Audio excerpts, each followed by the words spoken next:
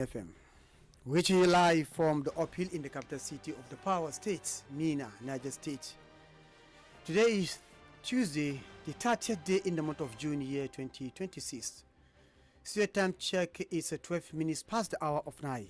I am Usman Apaya.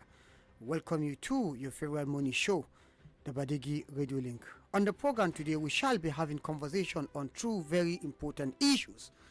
First is the issue of concern over the approach of government as far as security is concerned, as the former governor of Kano State, Colonel Sadiq Sani Bello, have actually met some concerning issues to that regard. Again, the issue of NDC is another very interesting issue that is trending, and we need to chew and digest that. And we are going to have a resource person who will be joining us to chew and digest this issue for us, right after which we bring it back at you, then we deliberate on it, believing that you're going to have a nice time having this discussion. The conversation is going to be very bright and promising one. So let's give you a background to the discussion we have this morning. Former governor of Kano State and Sarkin Malaman Kontagora, retired Colonel Sani Bello, have questioned the Nigerian government's handling of insecurity, saying authorities can quickly track and arrest those who insult governors, while bandits continue to operate openly. Sani Bello said bandits routinely release videos from forest hideouts, issue threats, and display heavy weapons without facing decisive action. He maintained that Nigerian military has superior firepower, but alleged that the governments have reasons for not eliminating the armed group outrightly. Yes, this is according to a former military governor who have, manned a state, and today he looking at the insecurity that is bedeviling the country is appearing to be shock and surprising. Abacha, remember, in one of his speech, he said, if a security challenge persists, then you should know that there are some people within the government who are having hand in it. So we are not accusing the government of having hand in it, but what is giving these criminals the impetus to continue with their nefarious acts? Why is the government not taking a very decisive action, despite the relative advantage the government have? You have the ground troops, you have the air component, you have the marines, all of which are highly trained and professional to deal with insecurity. But every day we see how our security architecture is being humiliated by gangs in the bush. So what is happening? This is what we shall be looking at. Again, the issue of the NDC, like I told you, as it is now, the NDC have appealed the judgment of Justice Isa Deshen, who deregistered the NDC, and this has been, raising a lot of concerns across the political arena. Many are saying that it's a deliberate attempt to deny credible opposition to go into the 2027 polls. Recall that there has been a narrative about one-party system, even though severally the government of the day have come to debunk that assertion that there is no any deliberate attempt by the chief democrat of the country, President Bola Ahmed Tinubu, to stop other opposition from going into contest. Hence, Nigeria operates a multi-party system of democracy. The president and the government of Tinubu is out to make the politicking a very competitive one, so they don't have any intention. But as the saying goes, monkey hand preserving human being. We've seen several attempts by some government officials, the way and manner they dabble into political affairs of other political parties. It's raised a lot of concern.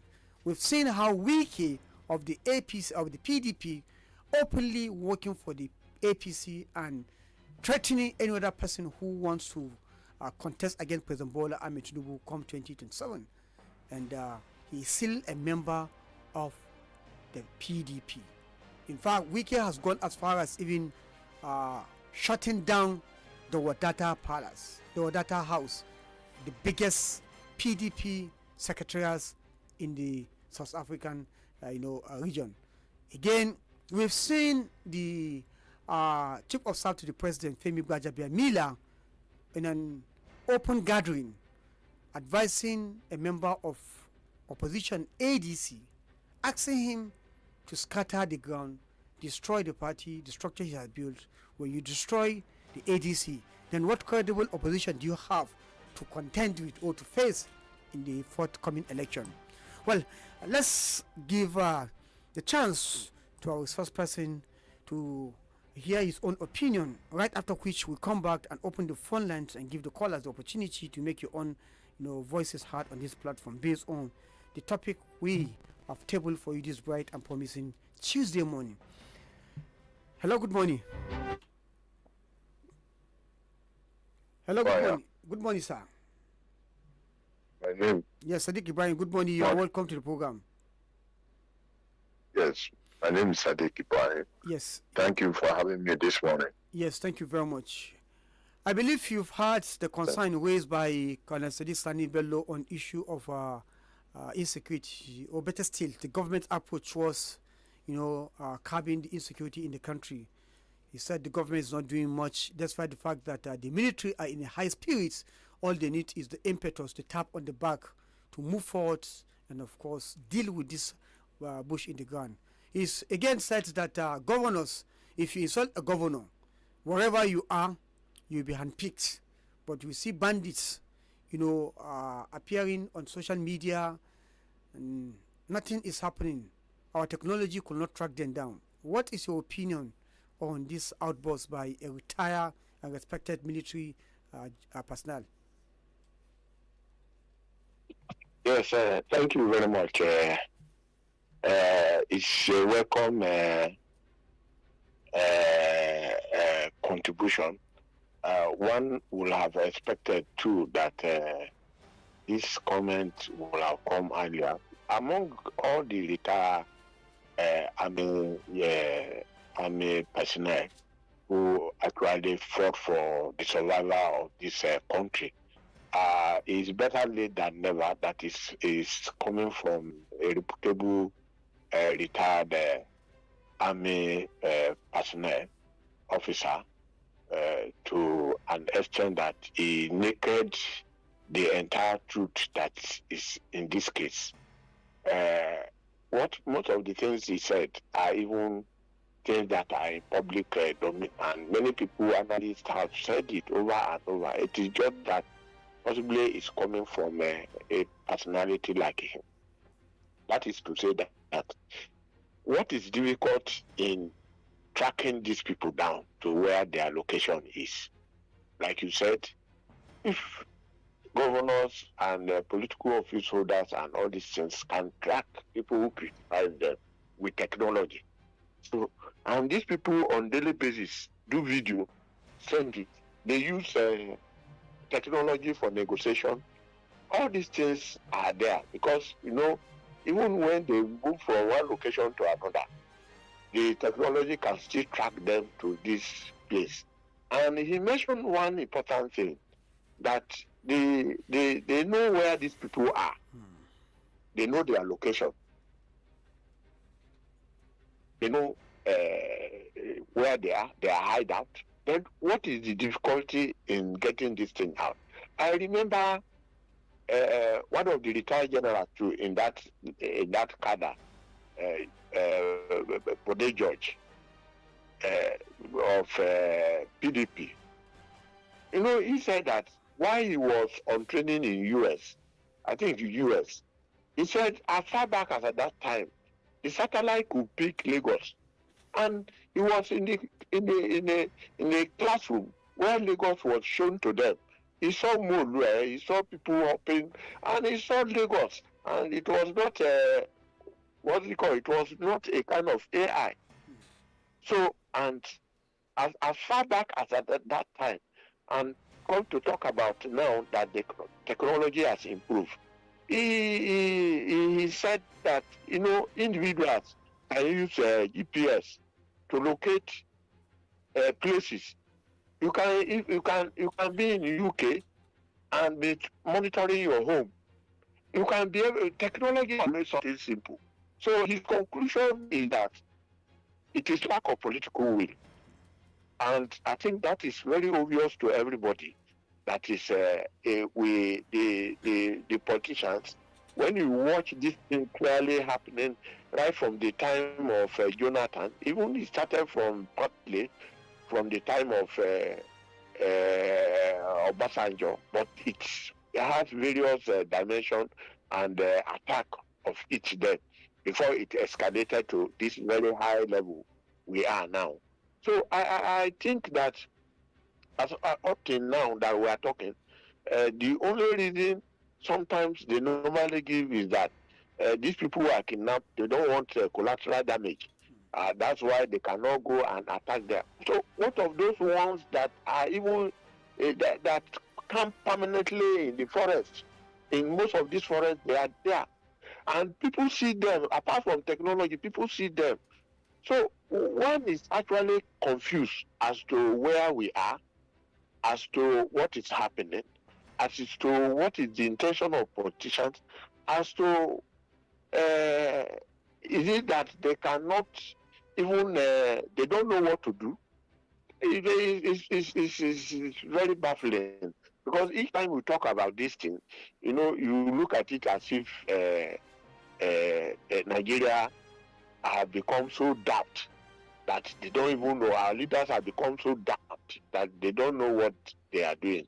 So whether they want to use it to achieve political gain or not, whoever is the leader is supposed to take the bull by the horn and tackle these things without without with all sincerity of purpose, without leaving any space for doubt that this thing they don't want to they don't want to end it. People will say they don't want to end it because of the money they spent on security. I mean, is it in their own good conscience that Nigeria continue to be kidnapped, killed on almost on daily basis? There's hardly a day you wake up that you don't see one calamity of death or one kidnap or so. So, and all the security fund that we are talking about is not being utilized as appropriately. So, I want more of general Colonel Sani Bello to come out as generals, as governor. The other time, a general was kidnapped, eventually died there. I mean, it's unheard of. It's very, very, I think if you leave these things, I am only making that assumption, in the hands of the military alone, by now, everything will have gone. And that is why it is very important that the military, the veterans, the war veterans, and all these things, who actually basically fought for this country, should continue to have a checkpoint in such a manner that we can get solution. They should lend their voices into the places we are facing. Look at what happened in Oyo. After some time now, we'll forget about it completely. Another one will happen somewhere, and that will take attention away from every other one that have happened. It has happened again. Even yesterday, there are some students who have been, adoption was taking place yesterday, and you see how children were scampering for safety, running helter skelter after adoptions. Oh, okay, is it in Niger State or where? It's in Askira Uba. In Niger State? Not Niger State, in Maiduguri. In Maiduguri. That Maiduguri road is yes, that Maiduguri road has become it's abnormal that has become normal. But all we are saying is that this thing is not beyond Nigerian government to solve. This thing is not beyond Nigerian military to tackle. This thing is not beyond Nigeria security agencies to handle. So how can you imagine this youth who have access to gun and just come on to do whatever they like and they keep on swelling because nothing is happening to them. They are just being left to feed on the business of kidnapping become very lucrative. So, and you can imagine many youths now moving to join as fast as possible so that they too can make money. So, I think the former generals, the army general, the former generals should convocate a discussion, a national discussion on security, and bring out a model of on which the Nigerian government can rely on to fight this insecurity. So Because what we do are you, looking at it. okay, because of that, what do you make of the concern he has raised when governors center all their metaphysics on individuals who actually criticize or challenge their government, thereby leaving the criminals in the bush who flout to display sophisticated weapons, dirty talk, insult the government, threaten everybody. Meanwhile, these people on the other sides are only raising concern about probably the misgovernance and other basic amenities that the governors cannot provide, and they go after them. So what do you make of that, so that going forward Nigerians need to be educated, they need to be enlightened, they need to know on what side of the divide they stand? Yes, thank you very much. You see, when you talk about politicians, and specifically narrowing it to governors now, the governors have become emperors in this country to an extent that they just they are not operating within a democratic space at all. They are not operating within democratic norms. They don't like anything. They don't want any person to criticize them, or whether it is genuine or whether it is genuine or ingenuine criticism. All they are after is winning election, and in trying to win the election, the desperation set in. What they don't achieve with the project they are supposed to do, they want to achieve it by force. And unfortunately, the citizens are, we like call it, we have those are citizens, or they have used poverty to impoverish us to an extent that you will be seeing wrong things and people will be clapping hands for them that they are doing the right thing, either for reason of I don't think it's even any reason of religion or tribe or again. I think it's just mere stupidity of people that, because when you talk about these governors, they individually they can't come out. They can't come out as an individual and behave anyhow. It is because there are people around him that he thinks he can use to achieve his objective. So what is there that since the governors have killed local government autonomy by depriving them of funds they will have used to fight insecurity at that level, then all you cannot say the governors, you cannot leave everything to the hand of the federal government alone.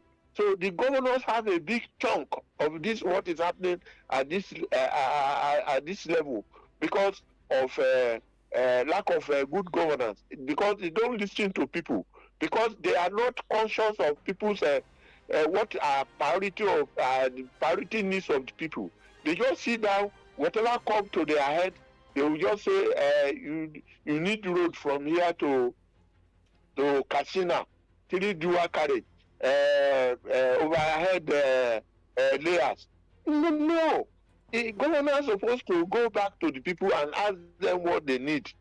And at a particular point in time, we are not expected as a governor to make to provide everything. No. What our people need, as at this time, even constitutionally, is that it is the issue of welfare and security, and that entirely it is not visible. People are not feeling the impact. The people, even as you are talking now, even in your homes, everybody is frightened. Then do we now say we have democracy when the governors have deprived the local government. That is the first point. You know, before we have municipal crime, where most crimes are concentrated in the cities, in the towns. No, crime are now shifted to villages and to remote villages and location. And now, what's supposed to be is that the local government is supposed to even have more fun now because they are closer to the people, they are nearer to the people. They know, if in fact, they know the movement of these people. But the governors, they are emperors and they behave like that. And they have forgotten the fact that they only have 8 years. And that 8 years will soon come. It is in their eyes that the 8 years is long. Let me give you an example. In Niger State here, we have gotten governor like Kure. We have gotten Dr. Mazu Babangida Aliu. Hello, are you there? Yes. And you should know that whatever happens, you are going to live one day. Yes, it is the legacy you have, you leave behind, that will be the talk of the people. So whether you squeeze people's nose, gang people's mouth not to talk, it is a matter of time. But what you leave behind, because we here, apart from even accounting for what we have done here, we are still going to account for it hereafter. Okay, very quickly, Sadiq Brian, we don't have much time. I think we have 5 minutes left now. And at this point, I've decided to forego the issue of the deregistration of the NDC to go for a very important issue that is of concern and disturbing. I don't know if you have seen, recently there is a video that is making the round on the social media where some hunters, Igbo, they call them Igbo boys, were actually profiling Hausa and Fulani, innocent Hausa Fulani. It sounds innocent because they are not security personnel. They are calling them terrorists, and everybody in that video, they say they are tying them and beating them, calling them names. And it has been raising a lot of concern because they call them terrorists. And they are trying to let them know that they are only going about their, normal, looking for daily breads. They are not terrorists, and they are beating them off. If this continue, don't you think there's going to be an ethnic profiling? Yes, for me, I have all along been looking at it from this very angle of that we are plotting crime in a manner that we are giving those people, those who are into this crime, an advantage to escape. An advantage, instead of calling, if Sadiq commits an offense, instead of calling Sadiq, no, you will call me by my religion, you will call me by my tribe. As if the whole of my tribe sat down in one place, or the whole of my religion sat down in one place and... Hello. And agree that we want to commit, I want to go and commit crime.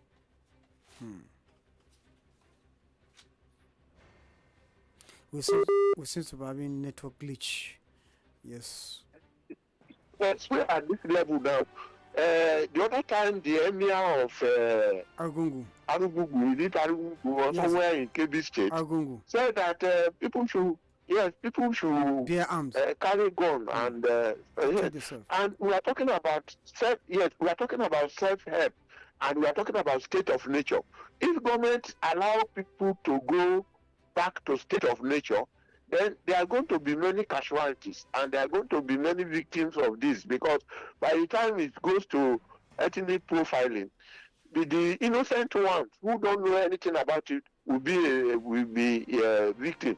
I know that there are even some Fulanis who have run away from where their location were before and came to the town. I came across one. I was discussing with him what happened. He said they too, even those bandits, are thinking that they are the one giving information to the government, and the government is thinking, or people are thinking that they are the bandit too. So they have to come and run away. So I think government should equally intervene on time before this thing escalates into this thing. In a recent time, and said that government has licensed him to carry out security raids on kidnappers and bandits. So maybe he has started the work, but possibly from a wrong point. I think if he wants to do that, he should know where to start it from, and he should not start from ethnic cleansing in such a manner that it generates to something we may not be able to control. Okay, so I want to thank you for your time because I believe you have other engagements, but we really appreciate you for your time and the in-depth analysis you've given us this morning. Thank you very much. Thank you. Thank you. Well, listeners, that has been the voice of Sadiq Ibrahim, a public affairs analyst who actually, lent his voice on these two issues we've discussed. We deliberately decided to forgo the issue of NDC and go for issue that is trending now. Like I said, there is a video that is making the round now, where you see Igbo boys, are trying to, profile Hausa and Fulani, calling them bandits, and they are, going there. In the video, we see how they are dehumanizing them, and it's very, very disturbing.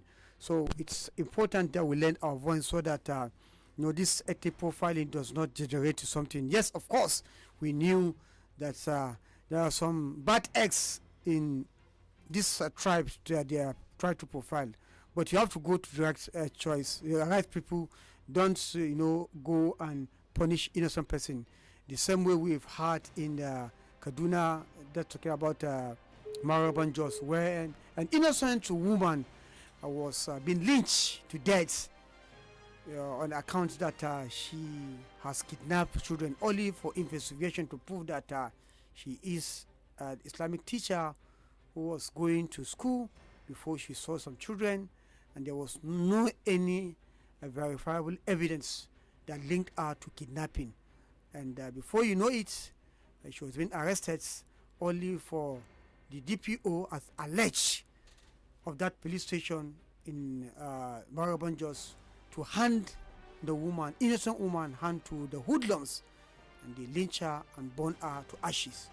Today, the police is carrying out investigation, and they are calling for justice for that woman. So in order to prevent this type of jungle justice, it is important that even the Obowu boys, in an attempt to protect your community, you need to collaborate with the conventional security who are professionally trained on how to deal with this issue.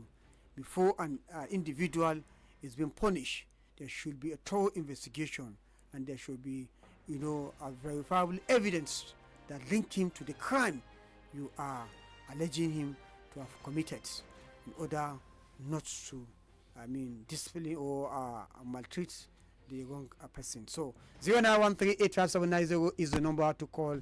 We are looking at the comments made by former governor of Kano State and a respected military personnel, Sani Bello, who actually make disturbing comments on issue of insecurity and how governors divert attention instead of arresting or going after bandits. They rather go about their perceived critics. So let's hear your opinion on these issues. Hello. Hello. Good morning, sir. Good morning. How are you, sir? Fine, sir. Yes, I'm Abubakar Farouk from Maurice. Okay, please, can you do us a favor by turning down the volume of your radio so we advance from the radio box? Okay. Yes. Why did it take so long for a retired military officer to come out and condemn what is happening in our country? Is it because Nemesis is already beginning to catch up with retired generals? The Nigerian military has the capability and capacity to crush these bandits in this country long before now. And they have decided to look the other way around. Is it because their retired colleagues are being picked up one by one now, and then that is why he is reacting now? Secondly, when his son was the governor of Niger State, those bandits were massacred sometimes in River Kaduna, in Bida Emirate Council. The Etsunupe had issues with the governor then over this. I mean, if Esunipe was just an ordinary emir, he would have been removed from that emirship. So why is it? Why is he reacting now? For the benefit of record, I don't know. This is a very, very serious issue you are raising. I don't think a governor will have issue with somebody who helped in dealing with security. We all see how the former governor have contributed immensely in helping, in fighting insurgency in Niger State. There was vigilante and many other attempts has been taken by that government. And Esunipe, yes, it's a traditional ruler, and the governor gave an open door. We saw it is something that happened, and we never had an issue. I don't know if FTC have complained to you or in any other fora that he had issue with the governor then. It is all over the place. Please, you can find out as a journalist. I've done that finding. I've not seen any. That's what I'm asking. I don't know if you have a privileged information. Yes, we shouldn't raise issues. And again, I'm not speaking for any other person, but they say it's better late than never. Yes, of course. The former governor of Kano State, and that's why we say former governor, during military, at his own exuberant age, he have done his best. Now, most of them are tired, and we have championed for the cause of not you too young to rule. And the young people have been given opportunity, and the old ones are now resting after serving mysteriously. So if they see things going on, believing that we have the youth who have the capacity to do it, and at a point you give them time enough and they could not do. And what's wrong is coming to speak truth to power and say this is wrong. You understand? Sometimes you allow mistake to happen, you give people free chance. By the time they have a lot of mistakes and successes, you come and weigh them. So I think let's encourage our elder statesmen to speak truth to power, to guide us through. If this type of statement, I'm not standing in for any other person, but to some extent it's discouraging. I don't know, that's my own stand. I don't know. Hello. Good morning, Usman Apaya. Good morning, Mr. Abute. Yeah, this is Mr. Bute from Janayama with Shia State.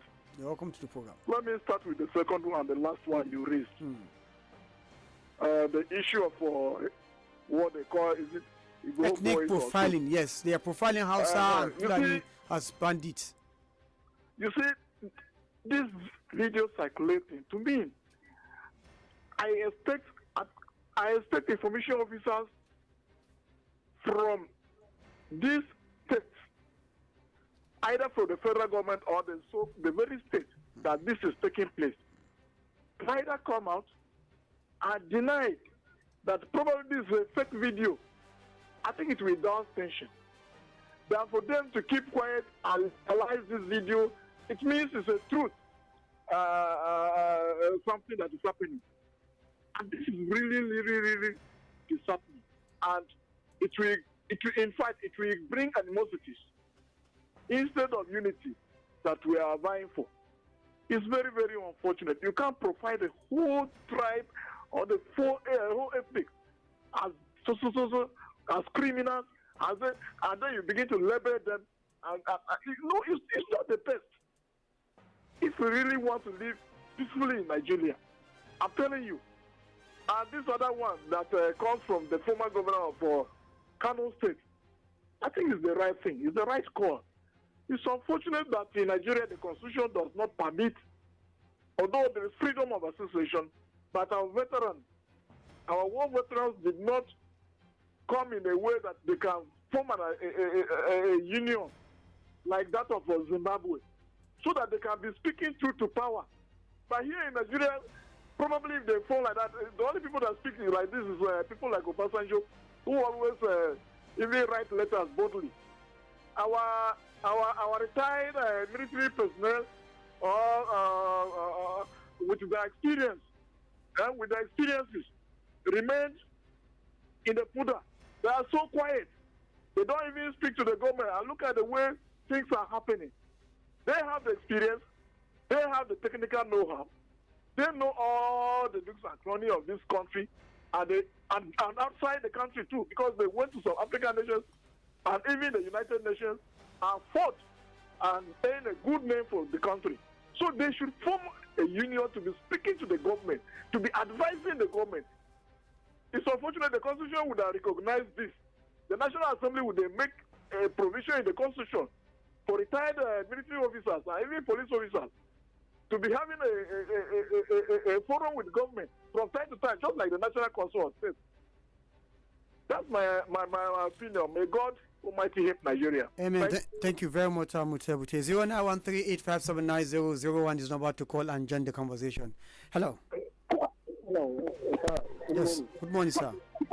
Yeah, I think the second but the last speaker is speaking about Lolo's action during his tenure on security. I think from journalistic point of view that you did answer him correctly. Yes. But I want to tell you now as an insider then that there was nothing Lolo did not do. All operations, there are all security agencies in Nigeria. Lolo has did something with them. He participated in all the operations. And on the Eturuke's issue, the guy wouldn't have known, but it was with the permission that, look, whoever has anything to do to cure this insecurity, let him bring it up. Then Eturuke did, and he solved the problem. So what is the matter that he's saying now that during the last time nothing was done? And what the Bello did is exactly what you said. It is time to talk, and it's now talking. So let's face the problem. Thank you. Thank you very much for this very apt contribution. 0913-857-9001. Hello. Hello. Hello. Oh, good morning. Morning, sir. My name is Foley. Yeah, calling from Locust. Okay, you're welcome to the program. Foley, right? Okay. The colonel has spoken. Like the other scholars said, it's not too late. Because I expected all the generals in the north with the traditional law to stand up and make a statement, like you rightly said, and face and speak to the truth, so that the federal government should know that they are killing our people in the north. They are killing our people in the north. For how long will it continue with this? Please, let the northerners let us stand up and see that we are addressing these issues. These people, if you go to Zamfara, go to Bethel, they will say it's our picking. Why will you start doing our picking is killing our people? Huh? So we should stand up and fight this menace. Thank you. Thank you very much. Well, I think I agree with the last caller. If we cannot have the convocation of generals coming together to speak in one voice or speaking truth to power, wherever you are, anywhere you are, do not waste time. Let's begin to hear voices like Konesani Bello, who speak it the way it is. He was a former governor. You know what it takes as a governor. You have the security vote. How much is being given to you as a governor? You can do some remedial job. You can carry out some, actions before the federal government. So if we are not seeing this from governors, it means there's a problem. But like you have rightly said Aboka Sadiq Sani Bello, he said governors go after critics who attack them or who criticize them, leaving the bandits who flood, weapons and some of their activities on media. And nobody do anything about that. And I think it's a right call.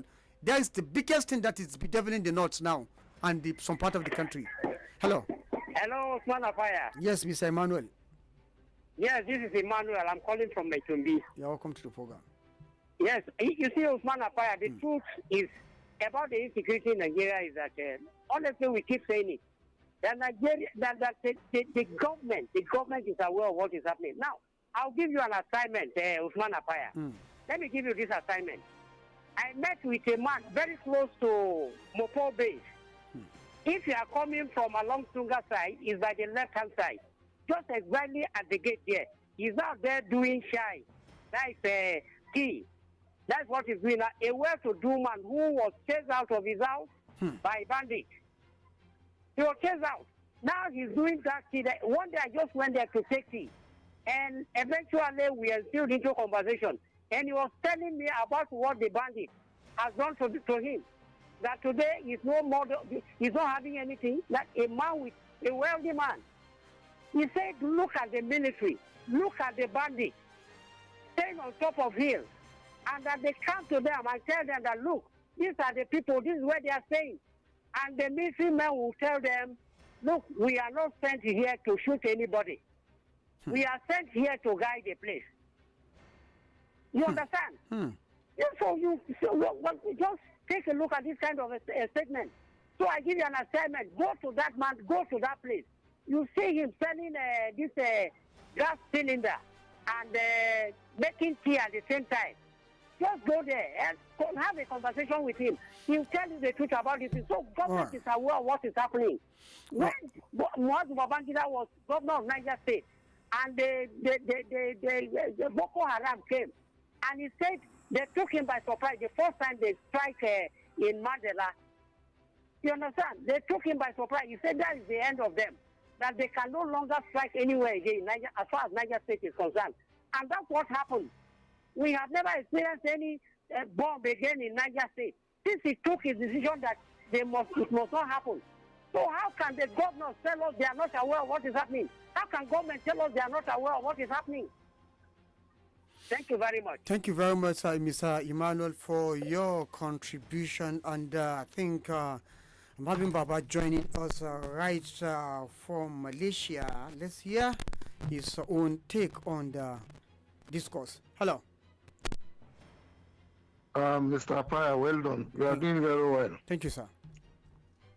Regarding what Colonel Sani Bello is saying, Colonel Sani Bello has the wisdom and then the fatherly understanding of the need of his people. You know, Kontagora Emirate has been ravaged by banditry, stretching up to Borgu Emirate, stretching up to Kagara Emirate, up to Mina Emirate. All these rural areas have been vandalized. But you see, I had a conversation with Mr. Peter Gregory of Obi, the presidential candidate of NDC. I had a conversation with him, and I said, Mr. Presidential candidate, what is your thinking regarding the banditry? And Mr. Peter Obi told me that how can ragtag gangsters be able to take on the battalions of the Nigerian army? That even a division of Nigerian army, if you unleash a division on Zamfara, Sokoto, Axis, and Katsina, within a week, there will be no more banditry. So what Mr. Obi is saying, give us the opportunity and we will show you our capacity. So coming back to the reality of what is happening now, all the retired generals should come out. All the retired generals should come together. It's not going to look like if they are going to plan a coup against the government, because the moment you see soldiers coming together, the insinuation is that they are planning a coup. But these are retired generals who don't have any officers under their command. They should come out, sit down, come out with do a sort of convocation and come out with some statements of fact regarding to the security of Nigeria. We are in a terrible mess, especially in the north. The north is gradually being destroyed by the ragtag army of no direction. Look at what happened in Benue. The Fulani one, that the Sarkin Fulani has been murdered. He was standing for peace. They killed him. Sarkin Gobir was killed. Sarkin Adara in Kafancha area was also killed.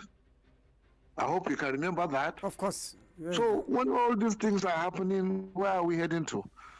We cannot be saying pray. No. Prayers have a limitation. We are taking action, not prayers.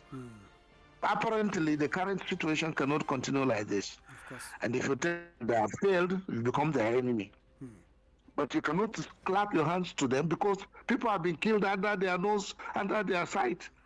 30 people have been harassed. What do you call it? Kotonkoro, not Kotonkoro. The one where they slaughtered people in the village. Konkoso people have been slaughtered. Then at the tip end of Kayama there, Woro, people are still in the detention. Over 170 are still in detention. And then yesterday at a secondary school where they are taking exam in Borno, where that the soldiers guarding the people are going to be withdrawn so that bandits can do whatever they want. I think there's need of a serious look into what is going on in Nigeria. Yes. The commanders should look into it. Who are those giving wrong command to allow banditry to perpetuate? It's true. Have a nice day. Thank you very much, Baba, for that call. Let's take it to the Facebook. We read some few messages and we call it a wrap on this program. We have some messages here on our Facebook page, and yes, it's important we take them bit by bit to see. We might not be able to read them all, but the little we can read, let's see what we have for you. This is bright and promising Thursday morning. We're looking at insecurity and, of course, the challenges and the effort that's been put forward by the government of the day that is resonant. We have this one coming from Majidadi Wushishi. So, good morning, house. Well done. I remain Majidadi. We are prepared with our PVC is our weapon. Thanks. Thank you very much. Muhammad Ibn Bakr said, good morning, gentlemen of the press. It's good for prominent people like retired Colonel Sani Bello Sr. To talk on issue of insecurity, because you know what was Nigeria before and what is it Nigeria today. There must be a reason for federal government in allowing this bandits attack without mapping it to an end. Again, if there is no uprising in this issue, the government can never go after them. Government act like they know them and also know where they are. They will, okay, but let's a common, sorry, the government act like they know where they are and also know where sorry, but let's the common man make a post again then. Even if the person is under 220 kilometers beneath the earth, well, sorry, it's a very lengthy one.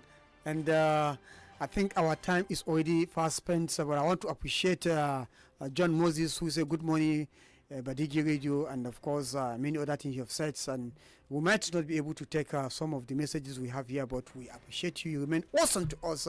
Without you, we wouldn't be here. Listeners, this is where the curtains fall on this program today. Mr. Saludaki, thank you for your time. Until tomorrow, when we shall be here with yet